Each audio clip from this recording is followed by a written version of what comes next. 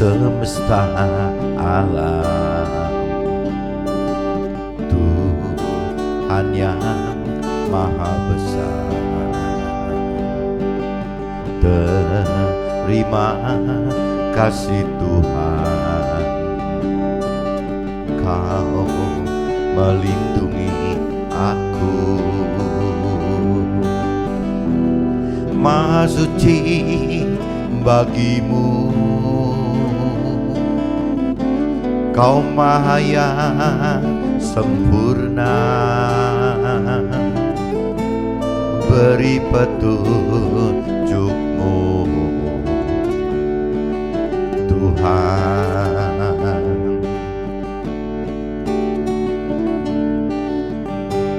Tuhan semesta alam, Tuhan yang maha besar.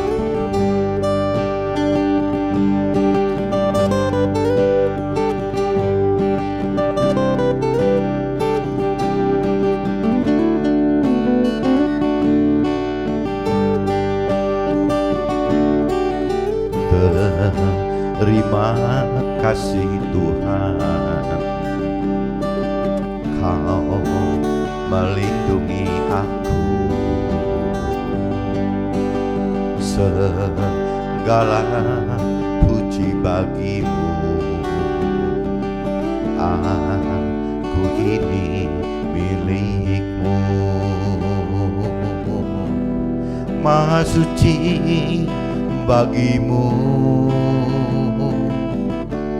Kau maha yang sempurna. Beri petunjuk-Mu Tuhan.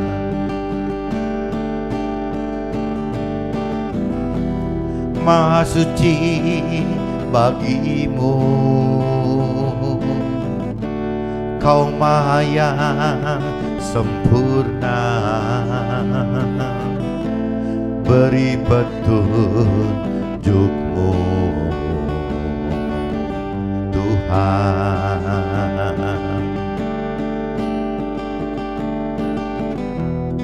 Maha suci bagimu,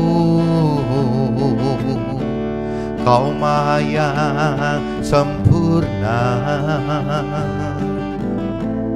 Beri petunjuk-Mu Tuhan.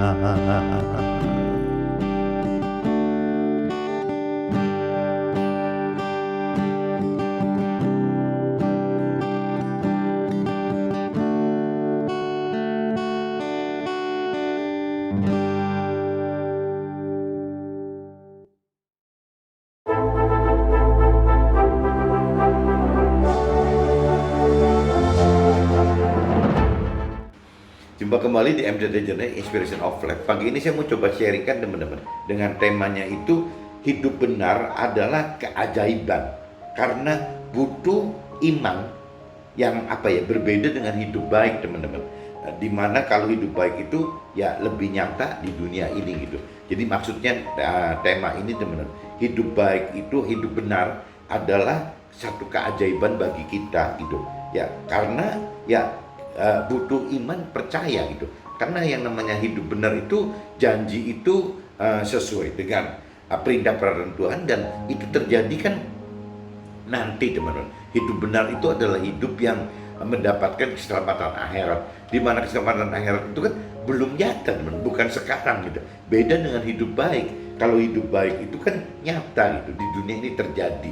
Contohnya kesuksesan duniawi, nah itu kan nyata teman, ada di dunia. Misalnya kebahagiaan keluarga, itu kan nyata di dunia ini gitu. Tapi kalau kita masuk ke dalam kebenaran firman Tuhan, itu berbeda teman. Jadi parameter kebenaran firman Tuhan itu yang tadi dikatakan adalah seperti keajaiban bagi orang yang mau percaya gitu. Karena apabila kita percaya dengan kehidupan yang benar itu, seolah-olah kita jadi seperti bakal kehilangan kesusahan duniawi, kita jadi seolah-olah harus lepaskan kebahagiaan keluarga gitu ya untuk mendapatkan keselamatan akhirat lebih dulu. Nah setelah kita dapatkan keselamatan akhirat, nah ceritanya lain, Tuhan akan tambahkan yang lain-lainnya seperti orang dunia pada umumnya. Firman Tuhan katakan seperti itu teman-teman. Nah ini saya coba untuk lebih memperjelas gitu, saya coba masuk ke dalam kitab Yohanes 4 teman-teman. Kitab Yohanes 4 pasalnya 46 sampai 53 teman. Ini butuh percaya gitu. Jadi kalau kita percaya ya apa yang Tuhan inginkan kita hidup benar ya bisa terjadi teman-teman.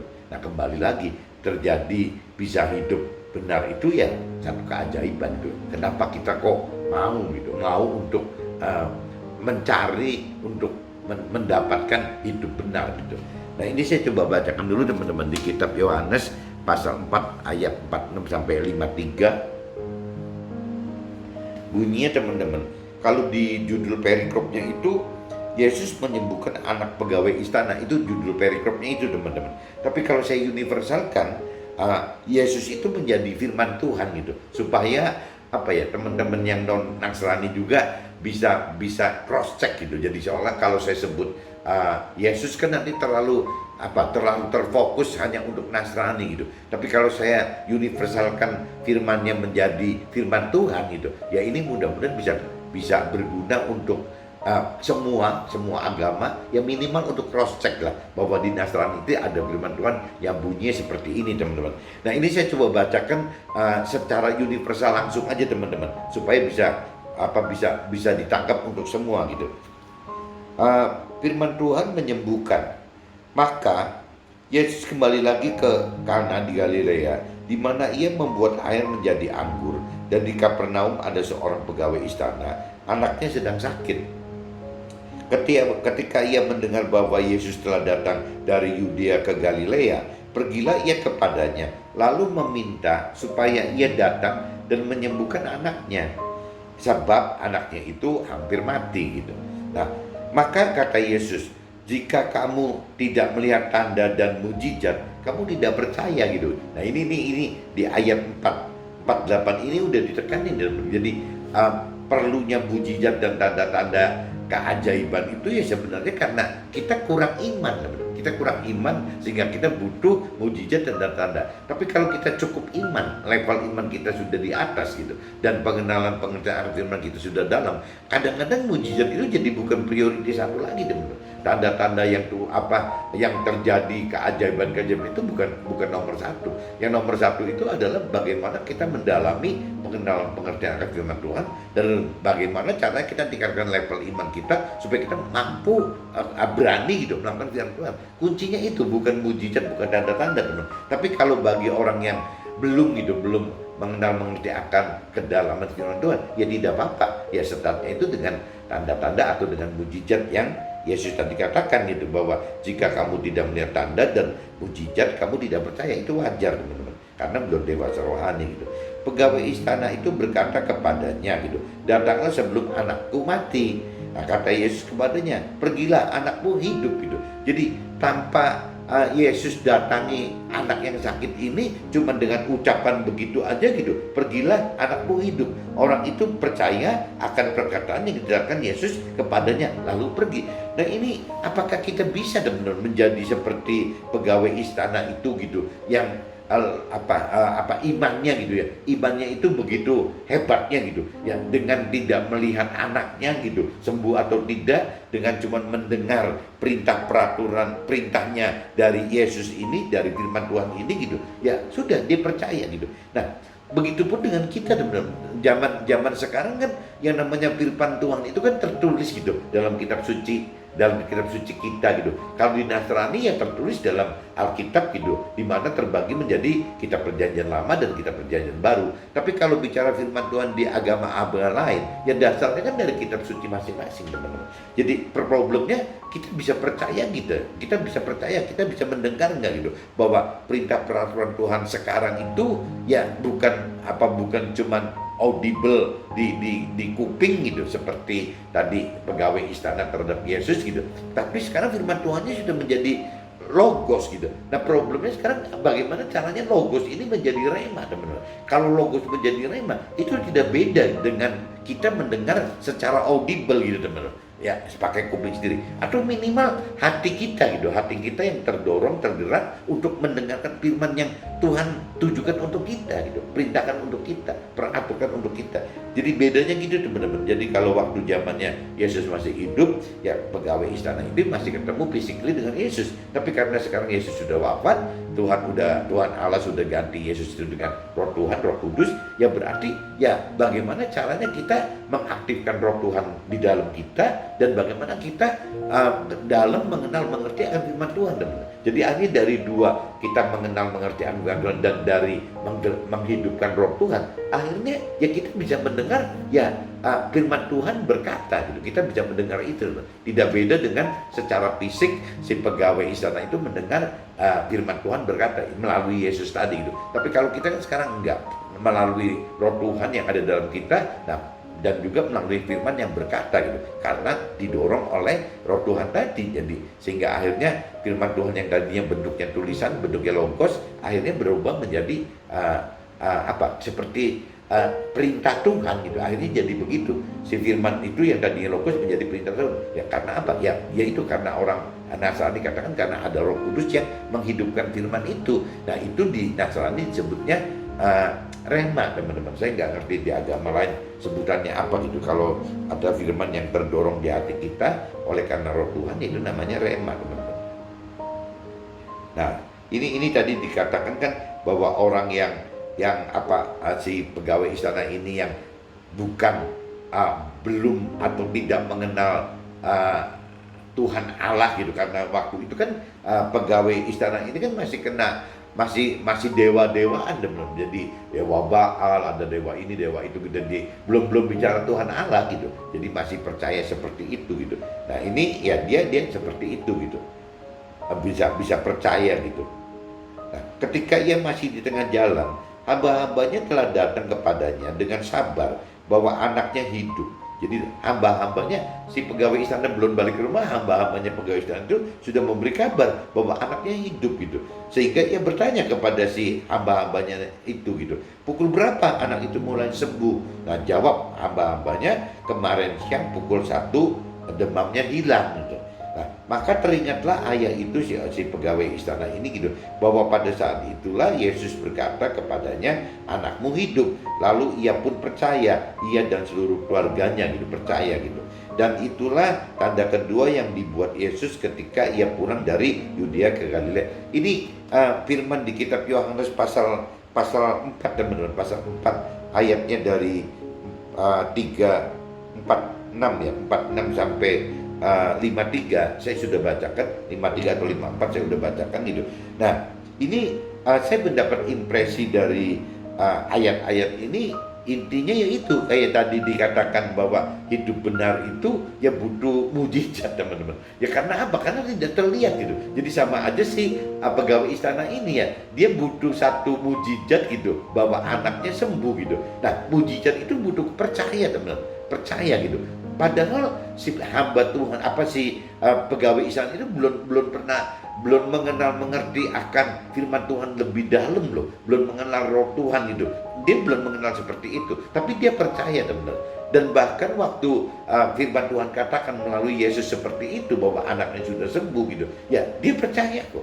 Nah pertanyaannya, kita percaya tidak gitu bahwa firman Tuhan perintahkan bahwa kita ini harus hidup benar. Hidup benar itu tidak cukup hanya sebatas hidup dengan target kesuksesan duniawi dan target kebahagiaan keluarga di dunia ini saja teman-teman. Bukan itu gitu.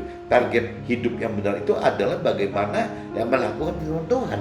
Nah untuk melakukan firman Tuhan berarti butuh kedalaman pengenalan pengertian akan firman Tuhan, juga butuh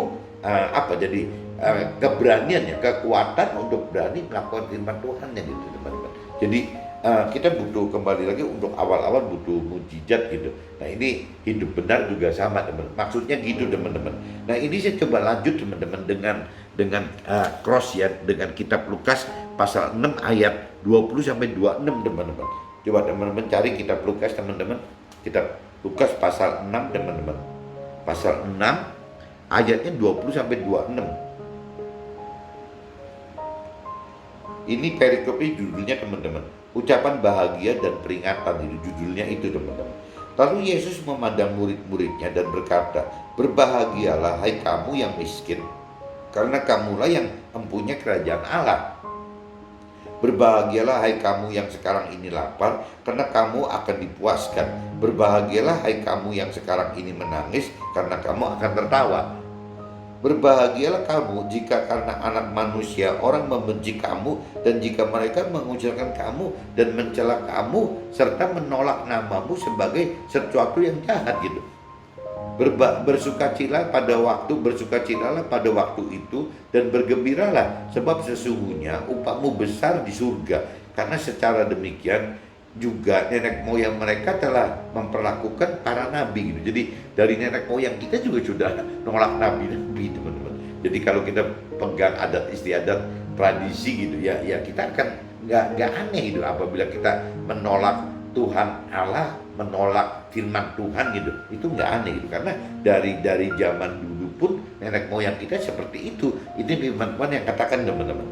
Tetapi celakalah kamu, hai kamu yang kaya, karena dalam kekayaanmu kamu telah memperoleh penghiburanmu. Nah ini Tuhan malah ngingetin, ya celaka, kesuksesan duniawi itu malah bikin celaka katanya gitu. Karena gara-gara kekayaan kita, karena kesuksesan duniawi kita, ya kita memperoleh penghiburan. Jadi kita nggak perlu nyari Tuhan lagi, kita nggak perlu nyari firman Tuhan lagi, kita nggak perlu nyari akhirat dulu. Maksudnya gitu teman-teman.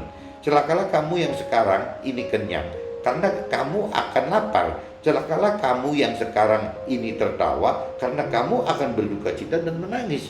Nah, celakalah kamu jika semua orang memuji kamu, karena secara demikian juga nenek moyang mereka telah memperlakukan nabi-nabi palsu. Nah ini kalau teman-teman camkan di ayat yang tadi gitu, bahwa di ayat 24 bahwa tetapi celakalah kamu hai kamu yang kaya, karena dalam kekayaanmu kamu telah memperoleh penghiburanmu. Nah ini tidak beda teman-teman dengan yang saya maksud bahwa untuk hidup benar itu beda dengan hidup baik teman-teman. Apabila hidup baik itu parameternya ini loh, bagaimana kita bisa membahagiakan keluarga kita dunia ya dengan cara pasti kita harus hidup baik gitu ya demi keluarga kita, dan juga kita harus sukses duniawi teman-teman. Apabila kita nggak ngalamin sukses duniawi juga rasanya susah teman-teman untuk bisa berbahagia secara duniawi. Ya beda kalau bicara dengan pola-pola hidup benar. Kalau hidup benar itu pola meternya kan bukan kesuksesan duniawi dan juga bukan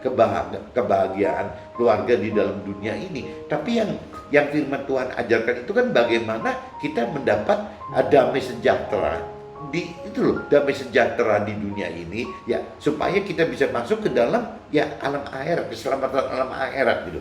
Jadi agak beda di sini ya teman-teman. Jadi kalau bicara kembali lagi kenapa saya tetap nyebut orang baik gitu ya? Karena orang baik itu dengan target sesuai duniawi dan kebahagiaan keluarga, masa sih nggak baik gitu? Bicara dunia itu baik. Kalau orang yang tidak sukses duniawi dan jahat ke keluarga, nggak bahagia, jadi akhirnya keluarga nggak diurus, itu kan kategorinya jahat teman-teman. Saya tidak membahas jahat, tapi saya membahas baik apabila saya perbandingkan dengan benar gitu. Bagaimana hidup baik dan bagaimana hidup benar. Jadi kalau bicara hidup baik, ya parameternya itu sukses duniawi dan kebahagiaan keluarga di dunia ini. Itu nggak salah teman-teman. Tapi kan cuma bicara dunia gitu. Nah kalau kita parameternya dunia ini kan dari sisi firman Tuhan hanya umurnya 70-80 tahun teman-teman. Jadi pendek sekali gitu. Nah Tuhan mengingatkan berulang-ulang kali bahwa kita ini berasal dari sana gitu, dari akhirat gitu. Sehingga kita mesti bisa masuk ke dengan pola-pola akhirat. Nah kalau pola akhirat itu kan kekal teman-teman, bukan 70-80 tahun, tapi kekal. Nah di dalam syarat-syarat kita masuk dalam keselamatan kekal ya syaratnya adalah melakukan firman Tuhan gitu teman. Waktu di dunia ini, bukan nanti waktu di akhirat. Waktu di dunia ini kita harus melakukan firman Tuhan. Nah untuk melakukan firman Tuhan kita harus mengerti akan firman Tuhan. Ya untuk bisa mengerti firman Tuhan kita butuh kedalaman pengertian akan firman Tuhan. Ya untuk berani melakukan firman Tuhan pun sama teman, harus berani melakukan firman Tuhan. Nah untuk mampu berani melakukan firman Tuhan itu butuh roh Tuhan. Untuk mengerti firman Tuhan saja kita butuh roh Tuhan itu. Bagaimana akhirnya kita menghidupkan roh Tuhan. Nah kalau kita sudah harus menghidupkan roh Tuhan yang di mana? Ya kembali lagi, kalau kita tidak ada kedalaman pengenalan pengertian firman Tuhan, kita nggak ngerti bahwa di dalam kita itu ada roh Tuhan, itu ada roh. ada unsur roh. Jadi bukan seperti orang dunia katakan jiwa dan raga saja, jiwa dan tubuh saja, tapi ada roh. Jadi kalau dunia itu atau orang yang berkeyakinan, kesimpulannya bahwa hidup dunia itu cuma terdiri dari jiwa dan tubuh, tubuh dan jiwa, teman-teman. Tubuh dan raga, raga dan dan jiwa gitu, jiwa dan raga gitu. Orang dunia tahunya itu, teman-teman. Tapi kalau kita sudah dalam mengerti apa yang benar, kita akan tahu bahwa yang namanya kita ini bukan cuma terdiri dari jiwa dan tubuh saja, tapi juga ada unsur roh. Justru unsur roh ini dominan, teman-teman. Nah, unsur roh ini adalah tempatnya roh Tuhan di dalam kita. Nah, ini akan membuat hidup kita jadi mampu untuk bisa masuk ke dalam hidup yang benar, teman-teman. Bukan hidup yang baik gitu. Kalau yang hidup yang baik, rasanya nggak pakai kekuatan roh juga bisa tercapai, teman-teman, dan banyak, teman-teman. Apabila orang yang sukses duniawi, orang baik gitu ya, maksudnya orang sukses duniawi dan orang yang mencari kebahagiaan keluarga itu ya banyak, teman-teman. Itu kategorinya orang baik. Tapi yang sedikit itu ya itu orang-orang yang benar gitu, benar yang maksudnya Tuhan. Nah, ini saya udah coba bacakan teman-teman ya. Jadi saya cuma ingetin bahwa di dalam kitab Lukas pasal 6, teman-teman, ayat yang vital itu adalah ayat yang 24, teman-teman. Tetapi celakalah kamu, hai kamu yang kaya, karena dalam kekayaanmu kamu telah memperoleh penghiburanmu. Justru kekayaan ini atau kebahagiaan keluarga itu yang menyandera kita jadi hidup senang di dunia ini gitu. Bukan kita mencari akhirat, tapi kita malah hidup senang di dunia ini. Nah, ini saya sudah bacakan, teman-teman. Jadi di kitab yang tadi sebelumnya, kitab Yohanes pasal 4 ayat 46 sampai 53, teman-teman, 52 gitu ya. Dan juga kitab Lukas pasal 6 ayat 20 sampai 26, teman. Saya udah bacakan. Nah, saya coba masukkan draftnya saya aja, teman-teman, supaya bisa lebih detail itu apa yang saya maksud ini gitu. Dunia pada umumnya mentargetkan hidup kepada kesuksesan duniawi dan berusaha dengan segala macam cara untuk menjadi kaya, dalam arti kelimpahan dari sisi harta dan tahta serta pemenuhan hal-hal yang duniawi, teman-teman. Jadi itu sih jelas gitu, orang-orang dunia, orang-orang yang punya keyakinan itu, orang-orang yang baik itu yang mencari ini, teman-teman. Ya, cuman Tuhan tadi katakan di ayat 24 kan, di ayat 24 yang tadi di kitab Lukas pasal 6 itu ayat 24 ya, hati-hati gitu bahwa kesukaan duniawi itu malah bisa jadi bumerang, ya bisa jadi malah penghiburan kita, akhirnya kita tidak mencari Tuhan, tidak mencari kebenaran Tuhan lagi gitu. Nah, ini firman Tuhan di kitab Lukas pasal 6 ayat 24 mengingatkan kita seperti itu, teman-teman. Jangan sampai kita jadi malah berhenti di dunia ini gitu, karena kesuksesan duniawi, karena kekayaan kita, karena harta tahta dan kemampuan memenuhi keinginan duniawi tadi gitu. Jadi akhirnya membuat kita tidak mau melangkah lebih, malah merasa keenakan gitu di dunia ini. Yang Tuhan katakan hati-hati gitu. Jadi urusan kekayaan ini ya bisa menjadi penghiburan buat kita hidup di dunia, tidak mau mikirkan akhirat lagi gitu. Nah, ini bahayanya di situ, teman-teman. Hidup baik yang ditargetkan adalah dengan menggabungkan kesuksesan duniawi ditambah kebahagiaan keluarga gitu, kebahagiaan hidup keluarga. Nah, ini biasanya umumnya gitu, teman. Orang-orang dunia itu seperti itu gitu. Jadi bagaimana mentargetkan kesuksesan duniawi, dan juga yang keduanya bagaimana mentargetkan kebahagiaan di dalam keluarga gitu. Nah, kedua target tersebut adalah target hidup orang dunia atau orang-orang yang berkeyakinan, percaya dan mengenal firman Tuhan, tapi tidak dengan dasar perintah dan peraturan firman Tuhan gitu. Ini cerita mempertegas orang keyakinan tuh. Kalau orang yang tidak atau belum mengenal Tuhan atau firman Tuhan kan bicaranya tidak terkait dengan firman, teman. Tapi kalau orang yang keyakinan ini kan agak beda gitu. Karena orang punya keyakinan itu kalau ditanya percaya Tuhan kan pasti jawabnya percaya, teman. Orang kenal Tuhan kan pasti jawabnya kenal gitu. Nah, ini yang bahaya gitu. Jadi ya orang yang berkeyakinan beda dengan orang yang belum atau tidak mengenal Tuhan gitu. Kalau orang berkeyakinan itu orang yang percaya Tuhan, orang yang mengaku mengenal Tuhan, tapi dasarnya itu bukan dari firman, teman. Bukan dasarnya dari menghidupkan roh Tuhan gitu. Jadi dasarnya hanya dari pikiran, perasaan, kehendaknya sendiri saja gitu. Jadi kalau orang dunia atau orang-orang berkeyakinan itu tidak hidup dalam jalan firman dan tidak hidup bersama Tuhan, bersama roh Tuhan, teman-teman. Hidup benar adalah hidup yang sesuai dengan rancangan dan kehendak Tuhan dengan firman-Nya gitu. Dimana hal ini butuh iman percaya saat kita melakukannya. Karena hidup benar butuh keajaiban untuk kita percaya, oleh karena hidup benar dengan hidup sesuai perintah dan peraturan firman Tuhan gitu. Ini kalau kita tidak anggap ini ajaib, susah loh teman. Kenapa kita mau gitu ya? Berbeda dan dianggap tidak wajar dengan pola-pola. Jadi kalau kita bicara kita hidup dengan pola-pola perintah dan peraturan, ini dianggapnya kan tidak wajar teman. Hidup kita nggak wajar gitu loh. Dianggap nggak wajar, dan pola-pola dunia, dari pola-pola dunia, dan hasil yang nyata baru akan terrealisasi di akhirat. Jadi kalau kita bicara hidup benar itu, kita bicara bagaimana hidup dengan perintah peraturan Tuhan gitu, di mana perintah peraturan itu dianggap nggak wajar gitu, nggak berbeda dengan peraturan dunia. Dan kalaupun nanti kita tuai gitu, tuainya itu kan bukan di dunia ini teman-teman, tuainya itu kan di akhirat gitu, keselamatan akhirat.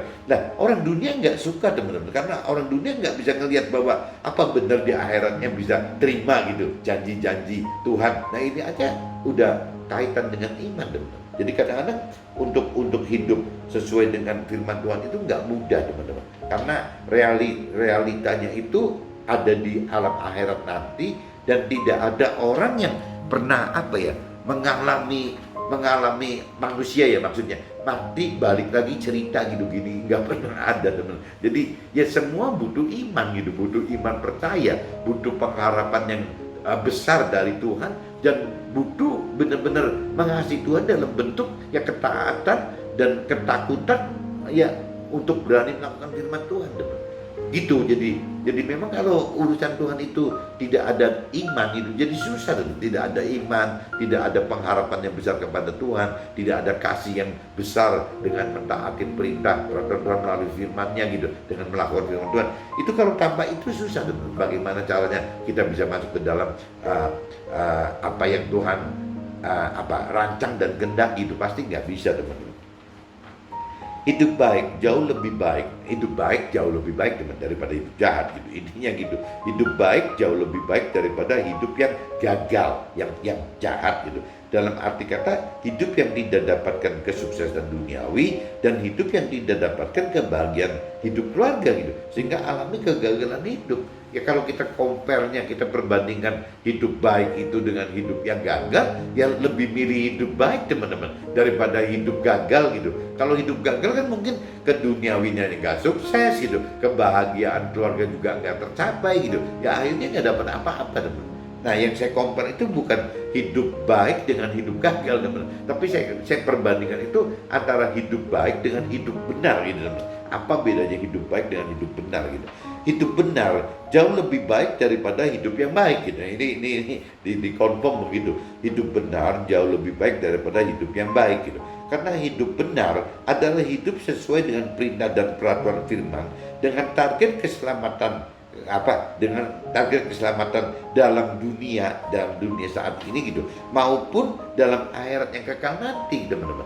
Jadi kalau kita bicara hidup baik itu kan parameternya teman-teman. Kalau hidup baik, orang yang hidup baik ya pasti mendapatkan sukses duniawi dan kebahagiaan hidup di keluarga gitu. Tapi kan tetap sifatnya kesuksesan duniawinya itu kan di dunia sekarang teman-teman, di dunia fana sementara ini gitu. Kebahagiaan pun sama. Kenapa saya bisa ngomong begitu? Karena begitu nanti kita meninggal dunia gitu, yang namanya kesuksesan duniawi itu tidak ada satupun yang bisa terbawa teman-teman. Itu satu. Kedua, waktu bicara kebahagiaan keluarga, waktu kita meninggal dunia, di dalam akhirat itu kita bertanggung jawab hidup pribadi ke pribadi gitu. Jadi tidak ada yang namanya kesuksesan duniawi bisa terbawa ke alam akhirat.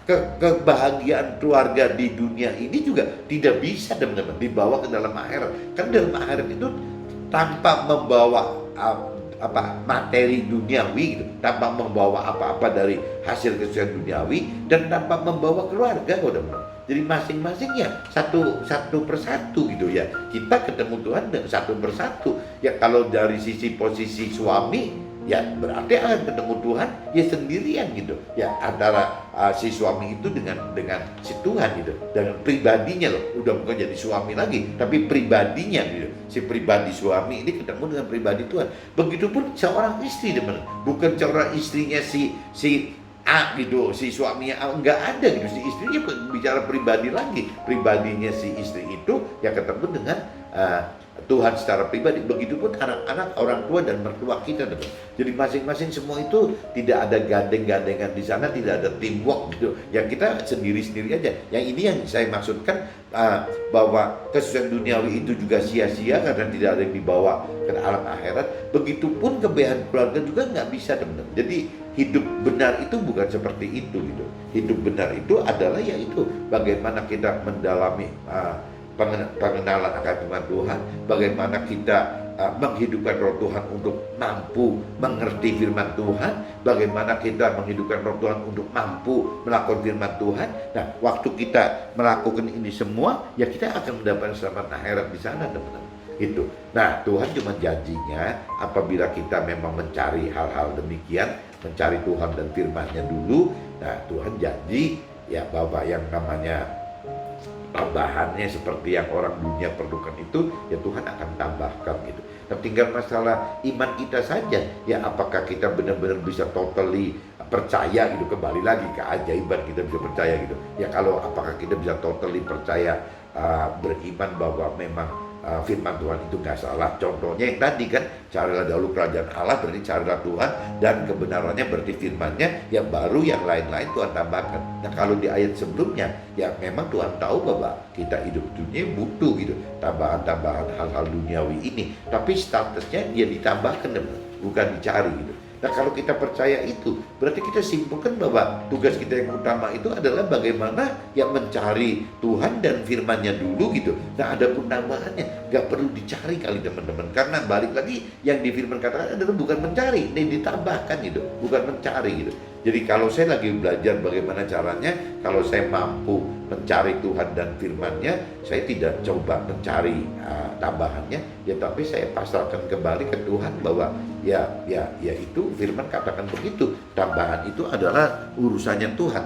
Kalau bicara mencari itu adalah urusan kita gitu sebagai manusia. Tapi kalau menambah itu kan mencari hal-hal yang rohani, dan benar itu adalah tugasnya kita. Tapi kalau bicara tambahannya hal-hal duniawi, itu adalah tugasnya Tuhan. Di pengertian saya seperti itu, teman-teman. Jadi ya saya belajar untuk tidak coba mencari tambahannya gitu. Meskipun ya balik lagi sampai ini hari juga, karena saya masih belum meninggal, ya dagingnya masih hidup, ya tetap aja teman-teman pengertian seperti itu. Tapi tetap aja lah kadang-kadang kepikiran ini hal-hal duniawi gimana sih. Apalagi dulu saya sebagai pengusaha yang jauh lebih sukses sekali dibanding sekarang yang 20 tahun ini saya lagi belajar akan firman Tuhan gitu, teman-teman. Jadi kalau dari saya pribadi, umur 20 ke 40 itu jauh lebih sukses, teman-teman, daripada umur 40 lari ke 55 gitu. Ini malah jadi kalau diukur dari duniawi malah jadi payah, teman-teman. Malah jadi tidak benar-benar melihat ada kesulitan duniawi, tidak melihat ada kebahagiaan keluarga, itu sama sekali belum. Tapi ya kembali lagi kita ya butuh beriman, kita butuh keajaiban untuk kita bisa percaya gitu, teman-teman, bahwa perintah Tuhan seperti itu gitu. Nah itu seperti itu. Hidup benar adalah keselamatan dunia dan akhirat yang kekal. Adapun hidup baik adalah kesuksesan duniawi dan kebahagiaan keluarga yang fana, sementara di duniawi ini saja, karena cuma umurnya 70 tahun. Nah ini sudah saya jelaskan seperti tadi, teman-teman. Jadi memang parameternya hidup baik dan benar itu beda, teman-teman. Jadi kalau hidup baik itu yang tadi Tuhan katakan, kesuksesan duniawi dan kebahagiaan keluarga itu malah bisa menyandera kita loh, teman-teman. Seperti di kitab Lukas tadi pasal 6 kan, kitab Lukas pasal 6 yang ayat 24, tetapi celakalah kamu, hai kamu yang kaya, karena dalam kekayaanmu kamu telah memperoleh penghiburanmu di dunia ini gitu. Jadi susah, teman-teman, akhirnya untuk terperangkap, terjerumus, terjebak gitu ya ke dalam ya kesuksesan duniawi dan kebahagiaan keluarga di dunia ini gitu, teman.